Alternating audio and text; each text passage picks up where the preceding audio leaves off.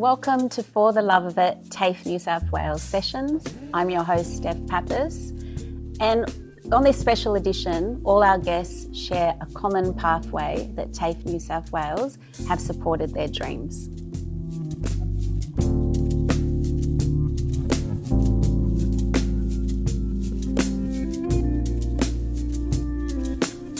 We'd like to acknowledge the traditional custodians of this land, the Gadigal people of Eora Nation. We pay our respect to elders past, present and emerging. Hello.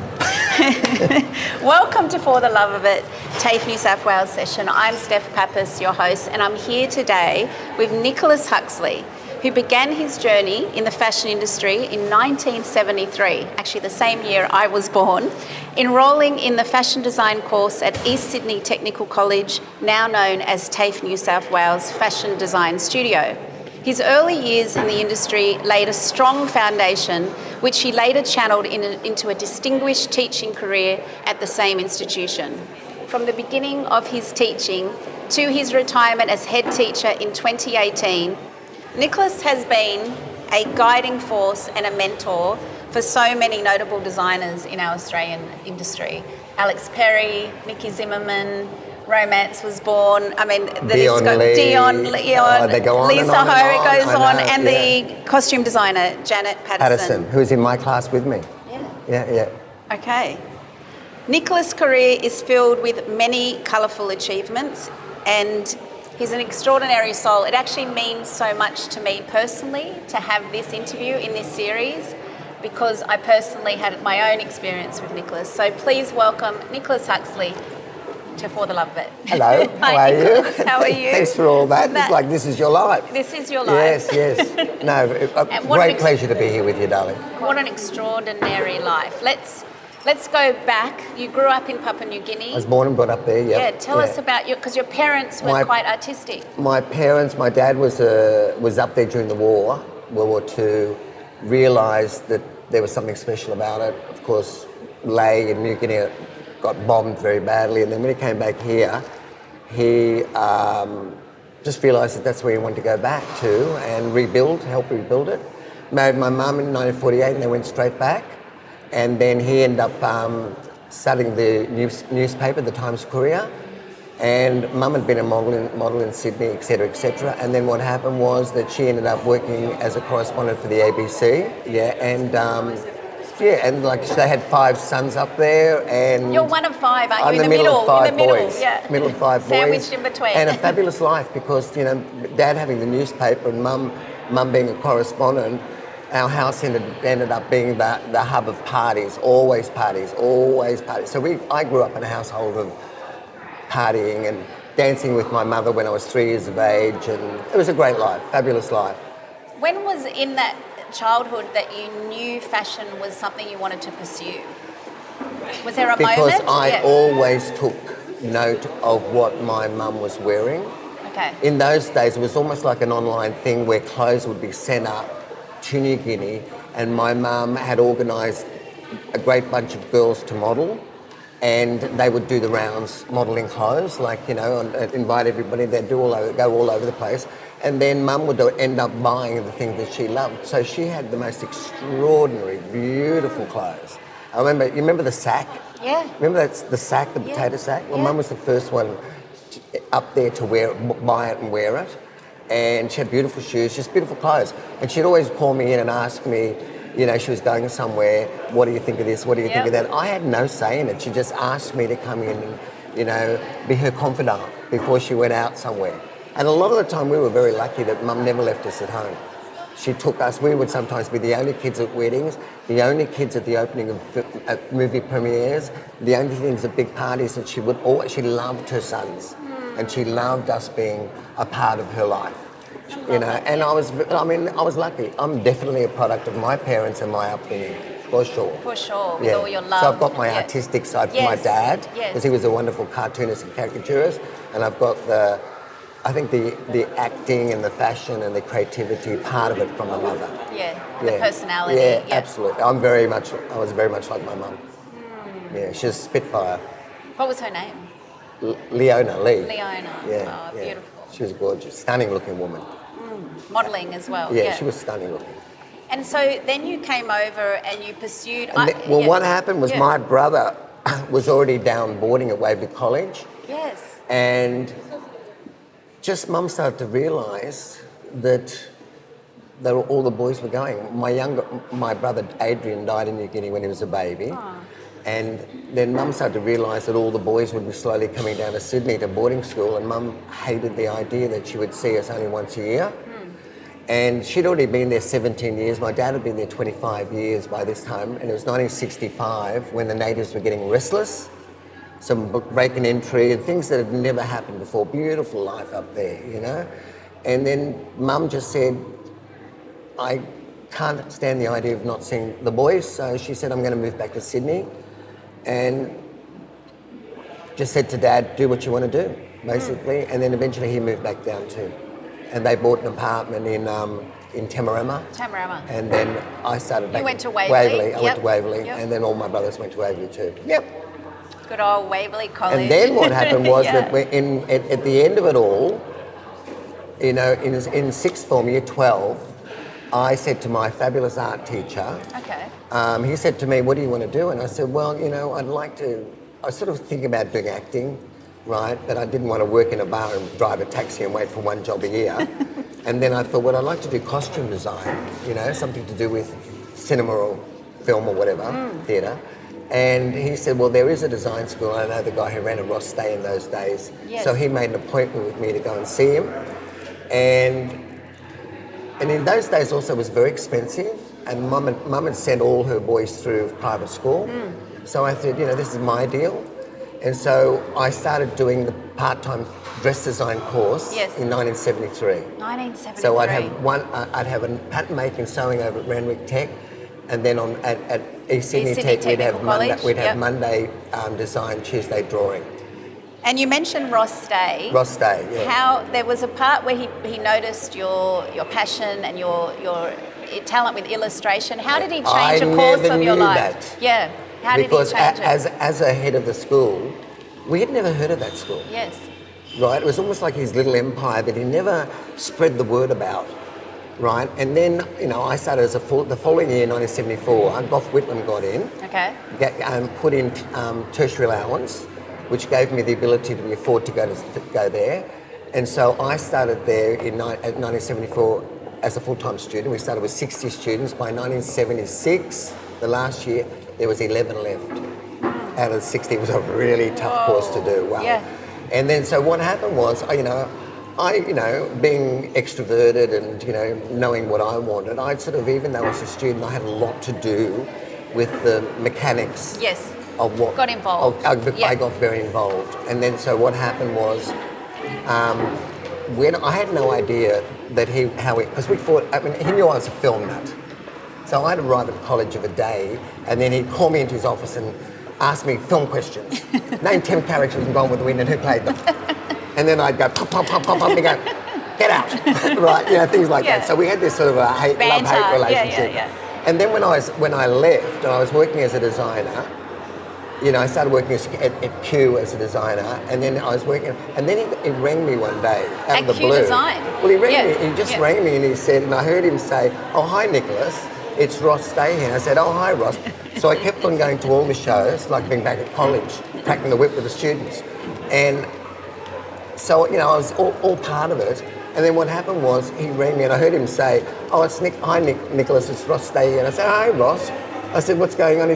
He went, then I heard him go, I think I maybe could regret this, but he said, I think you'd be a really good teacher. And I'm thinking, would you like to come back and start doing some part-time teaching, illustration teaching? Illustration, And I went, I had never thought about it. But it was really funny because I remember when I was in first year, and in those days there was no answering machines, there was just a phone would ring, right? Yeah. And the phone was ringing in his office, at the top of the stairs. Yeah, I know. And I'm looking like this phone went rang, rang, rang. So I actually sat down at his desk, took the phone and was writing the message down, and he walked in. And he went, what do you think you're doing? He went, you haven't got this job yet?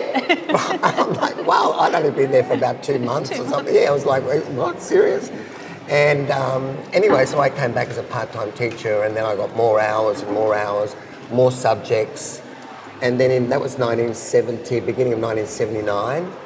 And then in 1984, a full-time position came up. I went for it, I got it, and which gave me the power to do things, right? And then 1990, the head of school came up and I went for it and I got it, which was the first time I was able to take it all out of the cell block theatre. Because this is when you went to Delhi. You went to Delhi in the 1990s, involved well, after in... I became the head, right, then I started to get invited to all these conferences around the world. Yes. Fashion conferences, which I went to. Hong Kong, London. Everywhere, Buenos Aires, I went everywhere, right? And it was all about, to me, it was about promoting Fashion Design Studio and promoting the students and the talent. Yeah, the innovation. Right, that I knew that they were very talented. Yes. And then, so I did all that, and then eventually I went on a trip with a best friend to, we went to Hong Kong and Guangzhou to buy fabrics for her business. And then I thought, wow, I could do this with the students, right? Because the finding great fabric here was getting very dire. Yes. And a lot of places were closing down. Yeah. And so that's what I decided to do. I decided to take the students, the final year students, in the Easter holidays and I added India to it. So we would go to Hong Kong, Guangzhou and then India to buy all their fabrics for their collections. And, it's an incredible experience, opening them up. Yeah. Steph, in the days at East Sydney Tech, I just couldn't, we were having so much fun teaching it that I used to say to Anne Normwell. And I saw her the other night. I know, I used to say to her, my God, can you believe we're getting paid for this? Yeah. Because we were having so much fun, yeah. And when you're doing something that you love doing and you're having so much fun with it, right? And like, I never felt like I'm above us. Above you. Yeah, you were friends. There was never a hierarchy. I was always there with you guys, Yes. having fun with you, laughing with you. And any time teacher would start bitching about students, they'd go, well, I don't know why we're bitching to you about them because you always support them more than us, right? Because I always thought they had issues. The students are always learning. This is all a new thing for them. Yeah. And, so it's all been a fabulous progression. And Maury Pearson, head of TAFE New South Wales, saw the potential in you. Do you want to talk about that? She was the head of New South Wales at that time. No, I had dinner with Maury 2 weeks ago. Did you? Maury and I are best friends. And it's really... Sorry, Maury, for the pronunciation. Yeah, Maury Pearson, gorgeous woman, and Debbie Gunn, they were both managers. And we stayed best friends. And actually, the other night, they came over to meet my place for a drink, and we went out for dinner. And I see them as much as I can. And she said, it's really amazing. We were talking about, she said, you have no idea the bitching that I got from people because of all the conferences you went to around the world. Yes. She said they would bitch and bitch and bitch. And then she said, my response was, if you brought in millions and millions of dollars worth of media attention and PR that he does, I'd sign your conference papers too. She said that I could never give you money or anything, but I could always sign these those opportunities. conferences. Yeah. Because she said you just brought in so much. Remember, I was a semi-regular on mornings with Kerry Ann, yes. And so she realised that what I was doing was a fabulous thing for TAFE. Bringing attention to TAFE New South Wales. And I spread the word all over the world. Yes. All over the world. Yes. And then, of course, what happened was TAFE Fashion Design Studio was always voted in the 1 to 10 or 1 to 20 top design schools in the world. Yes. And that's because I would take the product overseas and show everybody how talented these kids were. Well, I want to go to the talent that were emerging back when we went, I was there, and now are worldwide designers now. So I saw you a few nights, Tuesday night at FDS Innovative 25 years celebration. Let's go to the conversation with Simon Locke. I worked with Simon Locke. Yeah. You were noticing with him how 80% of the Mercedes Australian Fashion Week back then was from TAFE New South Wales. Well, I was on the first board to talk about doing Fashion Week. And, Simon knew me, I knew Simon, not really well, but in the industry sort of thing. And so he had a lovely, an array of different personalities and business-minded people, whatever, to try and formulate Fashion Week. And then it all started. And then I was there, and I would, we'd get the schedule in the beginning, and I'd circle all the graduates. Yes. Right? And I'd just do, and I'd send it to him, and I'd go, look at this. I said, this is so fabulous. You realise that these are my students. Yes. Of the future fashion industry. Look at this, look at this, look at this. And he's going, yeah, it's wild, isn't it? And I said, you know what you need to do?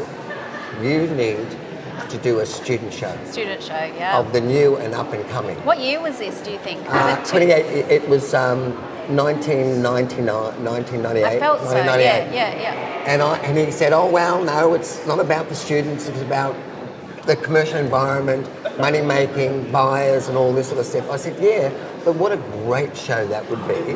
I said you'd find innovative, creative talent that would really be different to everyone else who's already established or whatever. And he started to think about it, and then when I brought it up the following year, he said to me, contacted me and said, let's do it. He saw the product. He saw the product. He said, this sounds like it's going to be great. Let's do it, right? And so, we picked the designers who I thought were appropriate, and people who. Do you remember who were the first ones? I can't remember. Yeah. I know Romance was born. Yeah, there was a few. Yeah. Anna Plunkett. There was a few Yes. that I was umming and ahhing about, but I remember at them Anna. now. I remember in those days it was all very, there were people like Laura Washington who went on to now is head teacher at Fashion Design Studio, and there was Cameron Dunlop. Yeah. A lot of people. Yes. Cameron Dunlop now is a brain surgeon sort of thing, like bringing people go in a certain different direction. But it was such a fabulous show, and it was packed. And Simon basically said, "You're on. We'll do this forever." It was so fabulous. 25 years. It got a lot of media attention, and it just took off from there. And it was only later on that I actually called it the Innovators. So in the beginning, we didn't have a name for it. It was the Fashion Design Studio Graduate Show. Yes. And then later on, we called it the Innovators. Right? We've got some music happening now, Nick. As I told you, this is Fashion Week. We are at Fashion Week right now with this interview. Yeah. Well, you've been a very big part of people like Akira, Nikki Zimmerman, Lisa Ho. What are some of your fondest memories back then with them coming through? Do you remember? Like, is there a cool memory you can share with Nikki or Akira? Well, you know dancing. what I got? Isn't it funny? There was a group of students, and that was 1986. Nikki started in 1986, finished in 1989. There was a group of students who, in one class, I clicked with, and Nikki was one of them. Sonia Hopkins, Darryl Young, Craig Green. There was a group of them, and we ended up partying a lot, going out and laughing, or going to Sonia's place, or getting dressed to go to the Contro Ball or whatever. Yeah. And we had so much fun. We'd go horse riding away for 3 days, and we just had so much fun. Nikki Andrews would come along sometimes and all that. And they were very, very fond memories. I mean, when you start the day and you laugh all day, and the end result of all that is that they're doing beautiful work, you can't ask for anything more than that. So I mean, my memories right from the beginning have been very, very, very special. It changed a lot when we left East Sydney Tech and went to Ultimo. Yeah. East Sydney Tech was all about art. Yeah. The smell of the ceramics and the just painting, the building, and as we used to call them, the fabulous Baker Boys. Yes. And it was all very. There was something very, textural about being a creativeness about it all. Even in all the different fields, there was a creative feeling to it. And when we ended up, and Murray Person was the one who led up the Fashion Design Studio, moved to Ultimo and have Harris Street. Yes. Because, they wanted me to go out to Enmore. And I went out there to have a look, and I said, listen here, a hot pink wall does not make a design centre. I said, I don't want my students looking out windows and seeing washing on a line. Right? And then I said, if you want us to move, I'll move to Ultimo if we're on Harris Street. Yep. And she said yes. So they fixed the whole building up. And in 2015, you were invited to set up in Miami Fashion Institute. How was this as a what new happened pathway? in 2015, I had met this fabulous woman named Ellen Whitney Knight, who owns Fiji Fashion. And she asked me to come over to Fiji Fashion Week as an international guest. And I was like, why not? I thought, what is this going to be like? Fiji Fashion Week, really? Anyway, went over, ended up doing helping her a lot, and loved it. It's like going home after being brought up in New Guinea. And then... You would have brought about a lot of memories. It's just lovely, you know. And then, so I was doing that over the holidays in 2015. And then I was asked to host some educators from Miami, which I was asked to do a lot. International educators who come over to visit us. And there was the guy who was the president of Miami-Dade College, which is the second largest educational system in America, and 198,000 students. And he gave me his card at the end of it all. And he'd already been in London looking for somebody. He didn't want an American. I had no idea what he was doing. And then that was August, and then and it was early December. Anne was working in the higher education unit and came over to me. And she said, come to your office. And I went, what? And she said, you know those people from Miami? And I went, yeah. And I said, Dr. Pedro, very sweet. She said, he wants you to come over to Miami and do the whole of the Miami Fashion Institute. She said, you? Right? And I went, really? And she said, he's asked for you. And I went, great. She said, are you going to do it? I said, absolutely. Yeah. She said, you don't know anyone. I said, I don't care. All right? So I took... Because I was owed a year. Seize the opportunity. Well, I was owed a year and a half. You had long service leave. I had long service leave. Yeah. And so I thought I can take this on. So I took, it was 9 months originally, and it was extended to a year. So I took that year off TAFE, went over, basically set the whole thing up, had a ball. And so I had an opportunity. Then Ellen was like, fabulous. You've got Fiji happening. I went to work with a Maasai in Africa, which was just a wonderful experience. I lived over there for a while. And then I started to work a lot more in Fiji, for the first half of the year, which I'm still doing, just loving it. And a whole different world opened up to me. And you had an exhibition as well. Yeah, I paint too, you know all that. So I've had a few exhibitions and all that. I've done that for fun. I never did that to make money. I did it for fun. People have seen my work and said, I want to have an exhibition of it. So yeah, it's been great. I've got a very blessed life. Very blessed life. Anne hates that word blessed. I love the word. She said it makes people feel like they're a lot better than other people. I said no. Oh, I love it. I said the reality is, I have been blessed. Yes. I have been blessed. I've been blessed with a lot of things, and I'm very lucky.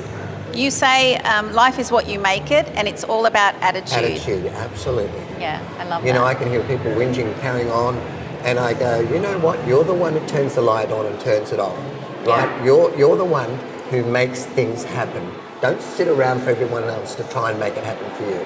Make it happen. I mean, you even had experience with Betty Davis. I did a portrait of Betty and met her when she came out here and gave her the portrait. And Zsa Gabor. I made her an outfit. I've made Nicole Kidman an outfit. Nicole Kidman. Oh, I know. I'm a movie nut, so, and they're just normal people. Yeah. They're just they're people, they're stars because of us, the public. Tell me, is there anything you dream up now to think that coming of age now, is there anything you're dreaming up? Well, it's really funny because I'm just sitting with Paddy Huntington, who's a great friend of mine.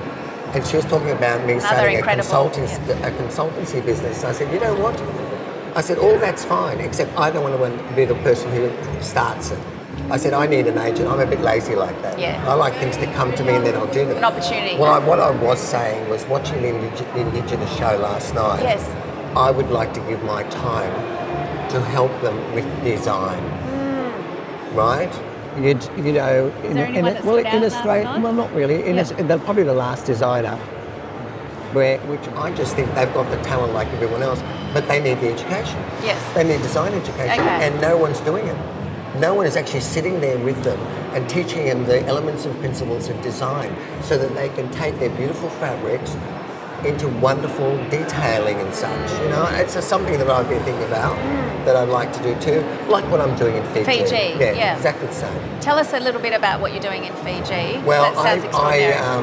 I go because there's never been a design school there. Yes. So I go over and mentor all the emerging designers, people who are interested in possibly getting in industry, doing Fiji Fashion Week, all that sort of stuff. So I have workshops with them and we go through everything, and then I get them to bring fabric swatches in, and then we do coloured groupings and then create ranges around it and all. It's fabulous. Are you still based between Fiji and Sydney? Yeah, and it's only the first half of the year. Fiji Yeah. Fashion Week's the end of May, Okay. 1st of June. So I'm there in and out first part of the year. So you still got time here And then, for something else? and then I get back during the second, and then I'm off to Europe for 3 months during the 4th. Okay. I travel the world because I'm allowed to. You're allowed to. Well, I'm you haven't allowed had to. children of your own, No, but you no, say no, that you have many children. I have a great life, exactly. Yeah. I just get out and do the world. Yeah. I do a lot of travelling and I love it. I love travelling. I would say that you love what you do, I for the do. love of it, I do not know why anyone would spend their life doing something they don't like. or love. When I hear people say, it's a wage, I'm like, seriously? This is your chance to enjoy your life. It's a wage, you know? So I am lucky that it was a roller coaster for me. Do you think your parents... Ross stayed ringing me to say, I think you'd be a good teacher. Me loving it, becoming a full-time teacher, becoming the head teacher. It just was a roller coaster. You've had many pathways. And it all was like one thing happened after another, after another, after another, and it just fell into place. I never went out of my And way. seeked it, yeah. To get it, Yes. to seek it. I love that, It was just, yeah. It just happened. You know, and I am blessed. That's being Yes, blessed. yes. That happens to you. Yes. You know, and you know what I'm blessed in? I'm blessed that I'm honest and direct, and I Yes. shoot from the hip, Yes. and I don't deal with crap. Yes. Right? Because, you know, in the fashion industry, it can be the toughest industry in the world, full of a lot of synthetic people, superficial people. People know where I stand, right? And that's worked well for me. Yes. You know, I've been honoured with a lot of awards and things, you know, like... I was going to talk about, you've been Just- honoured with a lot of awards. Tell us about one of the favourite Well, moments no, for you. my Yeah. favourite story is being nominated for the Fashion Laureate 9 times and never winning. So there was a funny moment with one of the awards with Akira being in Paris. The first Fashion Laureate, Yeah. and he said to me, he was nominated, I was nominated. It was the first year of it. It was a beautiful do. It was at Government House, and you know, I think Jason Brunson was nominated too, and it was me. remember him, yeah. Who else? Can't remember. But anyway, what happened was he'd said to me, I'm going to be in Paris, and if I win, can you accept my award for me? And of course, he'd been my student, and he won. And of course, there's me up there with the award, in all the press and all the media attention and all that sort of stuff. And yeah, so it was actually a really, really fun night. And then about a year, the next year, I got to give it to him at Fashion Week. There was a lovely cocktail party, and I gave him his award. Yeah, and over the years of my 9 nominations, a lot of ex-students have won Yes. and left me as a bridesmaid. But you know what? I always love being nominated because it keeps you relevant. It does. And the fact that 9 times no one has ever come near that many nominations. And you've got a lot of awards as And well. I've got a lovely other fashion awards. You know, I've got the plaque at the intersection in Paddington and all. Yeah, look, it's all part of the deal. You know, when you're true to yourself and you don't play the game. I've never played the game, right? I'm a very good example of what being honest can come back as a really good thing. Yeah. You know, really good. Staying true to your- staying to true your to who heart I am, and my your personality, values. my character, Yeah. my values, my honesty, and I've had a very successful career because of it. And long- And I'm still yeah. here after 28 years. Yeah. I'm still turning up at Fashion Week. One of the very, very few who is here now from the first one. I was thinking about that the other day. I was thinking about that when I was Isn't it here. sad that Yeah. none of the fashion industry stalwarts of before ever come anymore? Nobody turns up, and it's so sad. Yeah. Because this place, you know, it should be supported. And I don't want to look around and suddenly see all these people. I have no idea who they are. You remember, all the front row years ago was all celebrities. I remember. All celebrities. Kate Blanchett, Nobody It's not now. the same. Nobody. Yeah. It's a shame. Yeah. So something's got to be done. What would you share your wisdom and or your mentoring to someone that is wanting to go and pursue fashion at the moment? What was your That's interesting, because I remember last year there was a label and great technique, great texturing, right? So fabulous fabrication, but no idea how to put it into beautiful garments. That raw roughness of the fabric went into raw, rough garments. So I would love to be able to show them how to put that into something really exclusive and beautiful, right? So that there's a lovely package deal that goes together really beautifully. There was a lot of that last year, a lot of raw naivety without fashion knowledge. And then I was very serious about it last year. I thought, wow, God, this could be so beautiful if they knew how to do it well. I went to Injury this morning. That was by far the best show of the week for me. It was so polished, like so dynamic, beautiful visuals. The clothes were very young but funky and tough and really beautifully made. A lot of rawness, but then with a beautifully tailored leather jacket to balance it all, you know. And, you know, I wish that Fashion Week was like that all week. And it's about the music, it's about the models. Production, it's about everything. It is a production. It's about everything. You know, they're spending a lot of money. Yes. They're spending a lot of money. So to me, it's like, this is your chance to climb that staircase. You know, and it can be very frustrating for me. I mean, I'm blessed because I was in a classroom surrounded by innovative, creative people, seeing fabulous garments. So when I used to come to this, it was all so commercial that it seemed a bit blah to me. I remember you sharing that, you know, if you're coming to Fashion Week, make it a performance and then at the end show you're ready to wear. Yeah, I used to say even then, you know, like nowadays they do 8 garments, 8 bodies, the kids, the students, yes, right, in their final garment. I think to myself, do 4 outrageously fabulous, and then show that you have the talent to do the other 4 adapted into more commercially. To show that they're not just silly people who have no idea about the commerciality of the fashion industry. Yeah. You know? Interesting, huh? The things that you see on the outside looking in. Yes.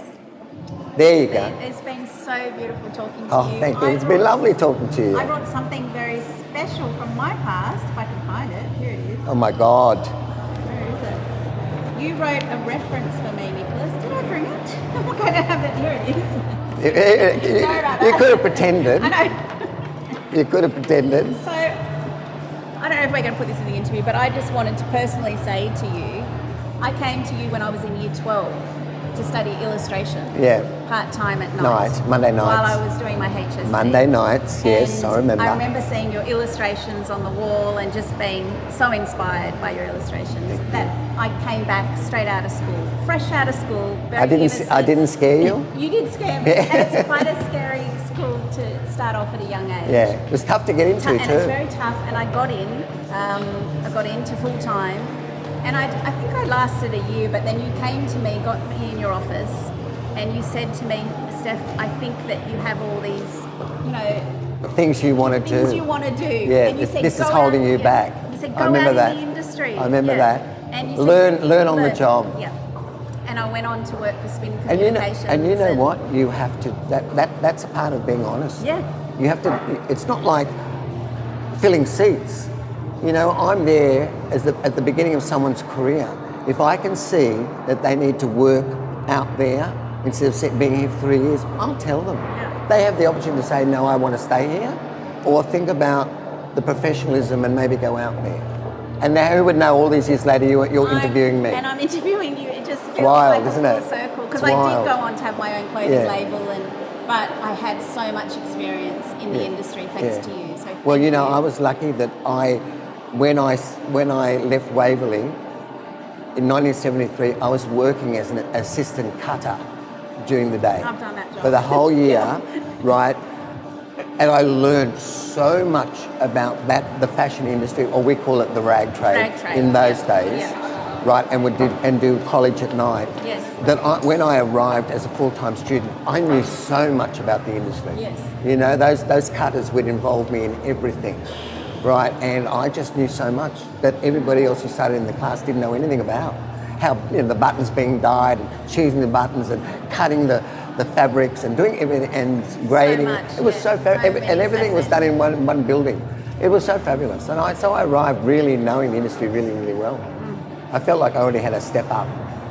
Well, I feel like thanks to you, I learned about styling, makeup, production, Yeah, PR, can be a lot of fun, communications, can it? and I had the best fun. I feel very blessed. Attitude. It's been wonderful, so wonderful. much. My pleasure. Thank you. Thanks to Nicholas Huxley for joining us today on For the Love of It, TAFE New South Wales sessions. Bye. Thank you.